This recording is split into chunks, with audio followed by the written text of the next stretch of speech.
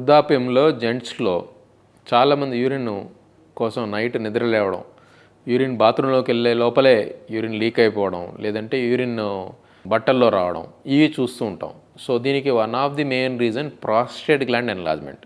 With diabetes కూడా ఉంటే ఇంకా ఎక్కువ సివియర్గా వస్తుందన్నమాట. ఈ ప్రాస్టేట్ గ్లాండ్ ఎన్లార్జ్మెంట్ వల్ల యూరిన్ నాళం ప్రెస్ అయిపోయి బ్లాడర్ థిక్ అయిపోతుంది. ఈ బ్లాడర్ థిక్ అవ్వడం వల్లనే యూరిన్ బయటకు వస్తుంది. సో ఈ థిక్ అయిన బ్లాడరు ఇన్కాంటినెన్స్కి, అంటే యూరిన్ కంట్రోల్ కాకుండా, హోల్డ్ కాకుండా బయటికి అది పంప్ చేసే విధంగా చేస్తుంది. సో దీనికి మనం సొల్యూషన్, ప్రాస్టేట్ ప్రాబ్లమ్ని ఎఫెక్టివ్గా మెడిసిన్స్తో కానీ, మెడిసిన్స్తో పని చేయకపోతే లేజర్ ఆపరేషన్ ద్వారా కానీ మనం దీన్ని సాల్వ్ చేయొచ్చు. కొందరిలో ఈ ప్రాస్టేట్ గ్లాండ్ ఎన్లార్జ్మెంట్ ఉండే వారిలో లోపల ఒక ఫోకస్ ఆఫ్ క్యాన్సర్ కూడా ఉండే అవకాశాలు ఉంటాయి. ఇటువంటి విధంగా ఉంటే కనుక మనం దాన్ని నిర్ధారణకి బయాప్సీ చేసుకోవచ్చు.